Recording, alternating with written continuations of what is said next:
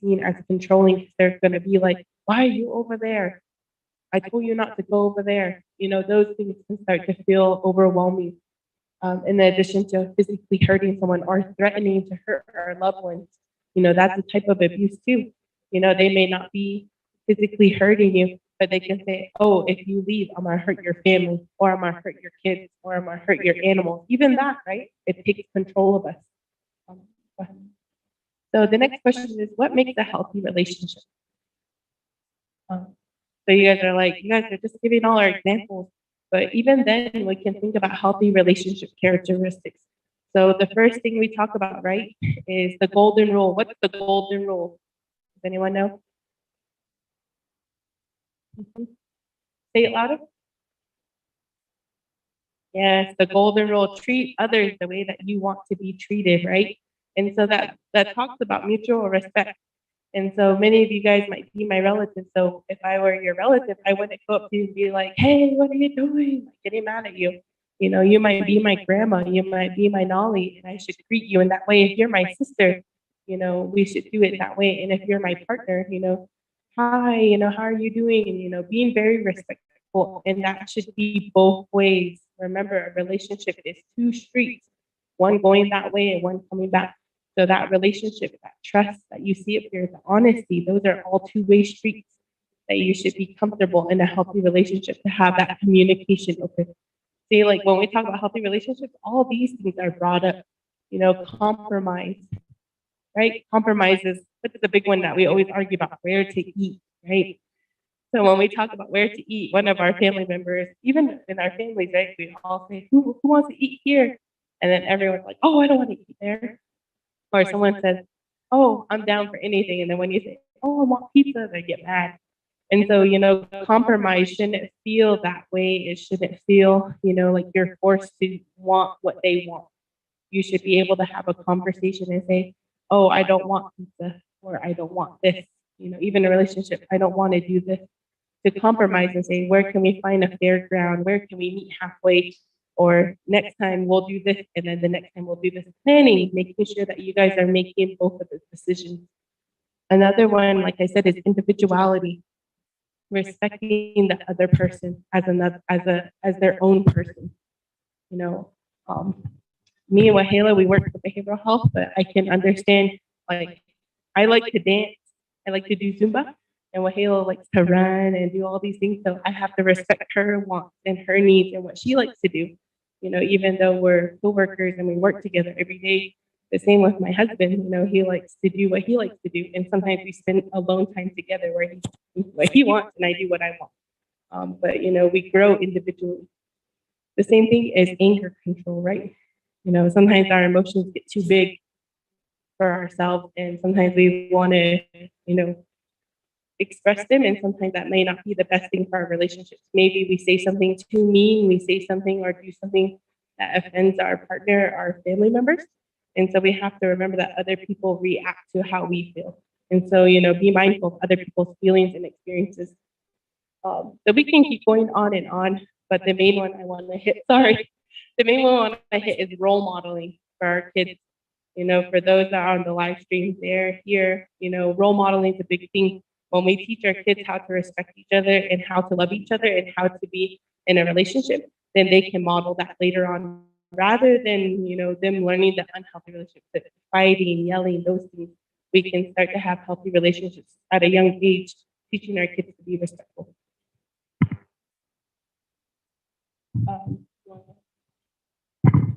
That's absolutely true. And it's true for myself too, because I have aunties, grandpas, grandmas. I'm like, I want to be like them, and then we have those that we also know that I don't want to be like that. Show us the both sides, right? So in healthy relationships, there's support, encouragement, and comfort. So we're just going to take a couple minutes to look at the differences between, and we discussed some of this when we were looking at the will of power and control. So healthy includes all of those positive things like honesty, encouraging, healthy communication. When we condense that all together, it's creating a relationship that is safe and secure. Keyword, you feel safe. And then it's also reciprocated. on a daily, a very, very consistent basis. And then we were looking at some of the tactics and some of the behaviors that we had discussed earlier, obsessive behavior, even to track your phone, even to be on speakerphone when you're talking to other people, financial control, lies, abuse. Another thing that I wanted to point out was honesty. It's very difficult for us to be honest, even with our partner. If we were very, very close and we've been together for so many years, that honesty, it doesn't mean divulge everything, just lay it out on the line, because there's some things that we still want to keep to ourselves. But having that opportunity to openly express yourself, your wants, your needs, your frustrations, and then at the same time, things that you want for the relationship. I know a lot of times couples don't really sit down and talk to one another and go forward in the direction that they want. Usually it's for things like family, kids, assets, and purchases, right? But for the individuals themselves in the relationship, that really needs to be done. So just kind of giving you an overview of the differences. All of this is not new. We have that innate ability to have that gut instinct and, that really good overview of what is healthy and what's not healthy. And we feel it too when we're in an unhealthy relationship. We might be feeling things like depressed, sadness, frustrated, angry, compared to when we're in a healthy relationship, right? We're happy, we're outgoing. You want to spend a lot of time with your partner, and there's a lot of openness, and your commitment is there.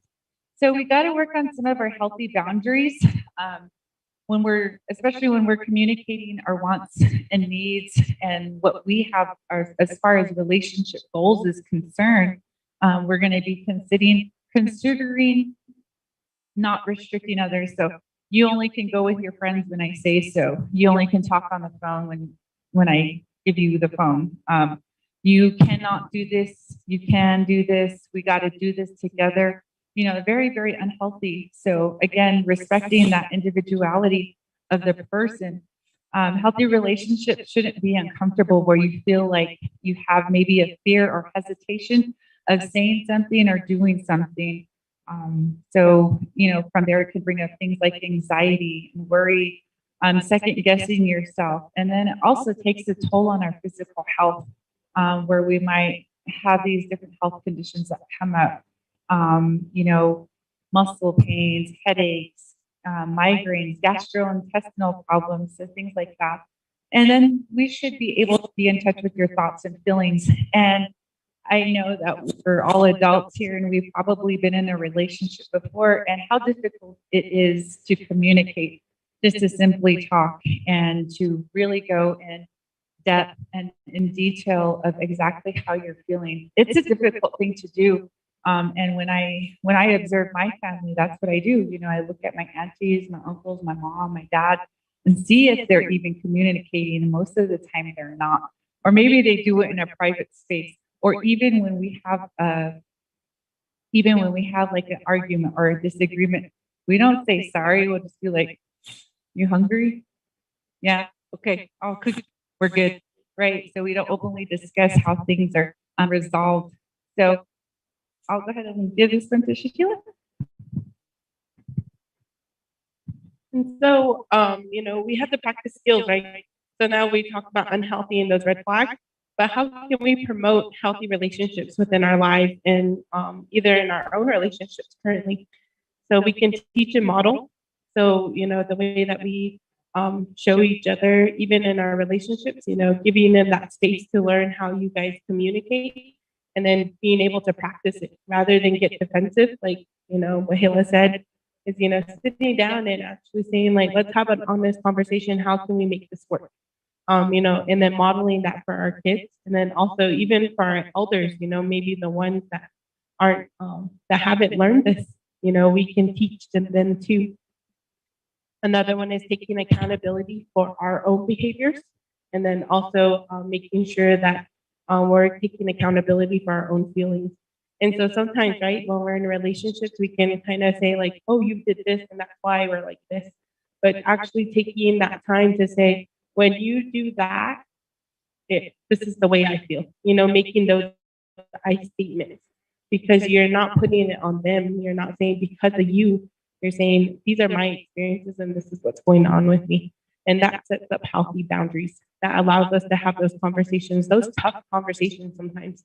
And I think many of the times that really leads into, we can stack all of these blocks on top of each other because, that opens up communication. We're able to communicate better. There's more trust. And so, all of these things start to pile upon each other. And when we lose one block, things start to tumble and we start to feel like we're not being heard.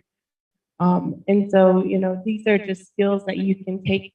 Making decisions together is always important, that you guys both have a word or you guys both have a chance to say what you guys want rather than just, that's where that power and control comes in, is that, you don't have a choice.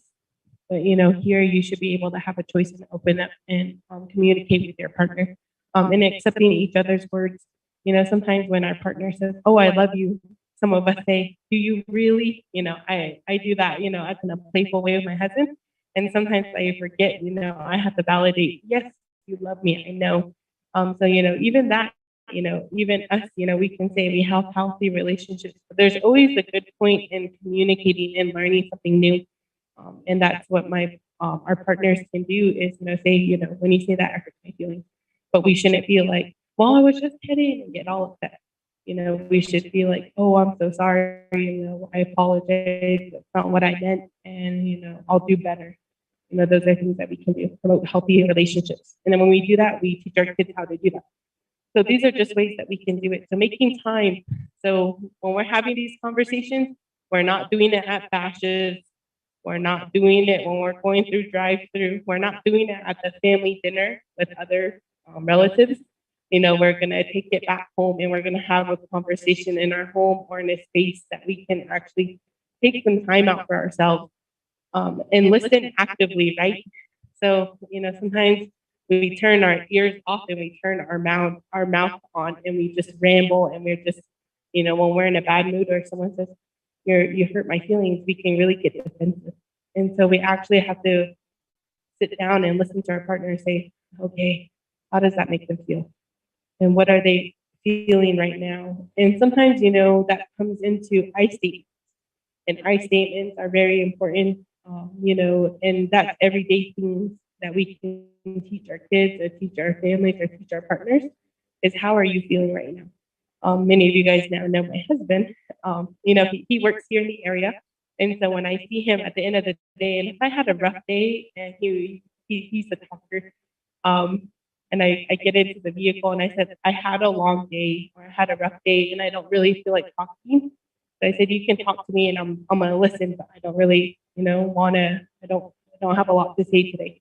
And other days we have that open communication. And then that goes to communication, we have each other, as parents, as siblings, we know how our families communicate. And so we have to be mindful of that too. So just being able to look at our communication skills. And just going off what Shaquila said, that was also included, when we have our will of power, we also have a will of equality.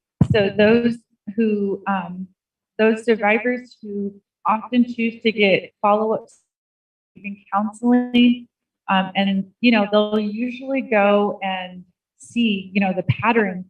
Again, sometimes they can be so subtle, but we also on the opposite side have the will of equality. And this is non-violent around the whole big block. There's no type of violence. There's no type of physical violence. There's no type of sexual violence. And this is basically in our little spokes are the things that we talked about: respect, trust and support, honesty and accountability, responsible parenting, shared responsibilities, economic partnership, and negotiation and fairness. So there is that positive, different acts of kindness, acts of care, acts of love that we can practice on a day-to-day basis in our relationships. So my apologies again if this went by so fast. If you're interested, I highly encourage you to look up the Duluth model on internet.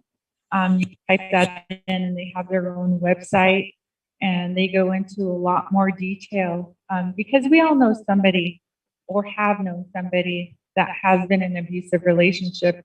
And then going forward, we all have children, we all have grandchildren, even for ourselves, to learn a little bit more. So at every end of the presentation, I encourage you to seek some more knowledge for yourself because we're part of the prevention team. And the more that we know, the better decision making we're going to be doing. And so I just want to, I'll go ahead and let Shakila talk about some of our resources. So we always offer resources for you all, and we always want you to be mindful of resources. So, you know, in crisis situations, you know, we always have to have our police department numbers because we all live here on the nation, and sometimes when we call 911, we don't end up where we want to go. So be very mindful, and putting it in your phone is always good practice. That leads us into crisis response team. So within our division, we have a crisis response team that offers immediate support for those that may be thinking of suicide, have attempted suicide, and died by suicide. And those crisis response teams are activated through our Navajo Nation Police Department. And so those are located in Fort Defiance, Gallup, Crown Point, Shiprock, and Delcon. And they offer immediate support through telephonic services. So if you need that type of support, it is there. We always offer it. And then as well as the suicide prevention lifeline numbers, those are there for support. And if you need someone to talk to, I know it says suicide and that can be scary when we're thinking about our feelings. But if you just need someone to talk to, you know, sometimes our friends and our families, they don't understand what we're going through, but you can call that number and they'll be able to provide you support. We always offer the domestic violence hotline number, and as far as the Strong Hearts hotline number, they're able to provide support too as well. So you always have resources, and our phones are connected to the internet. You're more than welcome to research more resources for your area. And unfortunately, you know, some of our stuff is, you know, you really have to go digging, but that's why we offer you the Navajo Nation one, but you can always find support in the outside cities. So the last one is our mental health helpline numbers. So this just gives you a little bit of extra support. These are all of our offices across the nation. In case you did not know you had a DBMHS office near you, we have one in Chinle, Delcon, Fort Defiance, Kibetoke, Uintah, Newlands, which is Sanders, Red Mesa, Tuba City, Crown Point, Gallup, and Shiprock. We have a website that you can visit. We are also on Facebook and Instagram. You can find us there. So finding all of that immediate support. We just want to remind you all of these beautiful things that you are. Sometimes we forget to love ourselves, and that makes us unhealthy in relationships. So remember to love yourselves so that you can make that relationship with yourself healthy. So you are loved, you are capable, you are precious, you are sacred, intelligent, smart, and remember that you are loved by your family, you're loved by your clan, and you're loved by all of the resources that want to take care of you. So with that, we're going to go ahead and end it, and thank you all for participating here with us. Did you want the picture of the last one? Okay.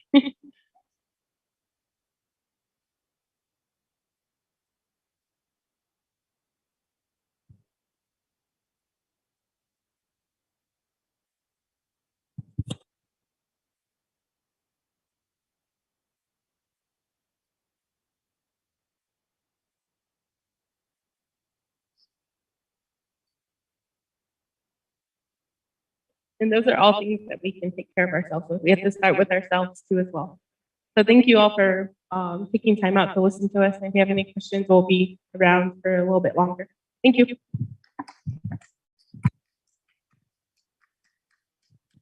Again, thank you for that round of applause. And thank you to the Department of Behavioral Health again for bringing your presentation to our event. And I'm going to talk, I know we got live audience and we're pretty much, you know, ready to rock and roll, but we still have our Facebook live audience. And so, you know, on our closing, you just saw the slide, you know, but there's more thing to add to that.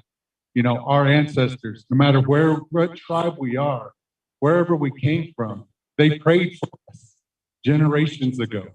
They prayed that we would be strong, we would continue our resiliency culture as people, as Beloshkai people, that we would be here today. And our ancestors prayed that way for us. And that makes us strong. We're the living examples of these prayers, and we can't forget that. So all these things that you just heard from the Department of Behavioral Health, it goes into that because we have to be strong for ourselves, for our children, and our family. And if we're not doing it, who's going to do it for us? At the end of the day, when you read all this stuff, if we're not anything with this knowledge, then who's going to do it for us? And that's why I talked about y'all's courage to be here, because it's courageous to do these things, to learn these things, and now, hopefully be proactive with these things.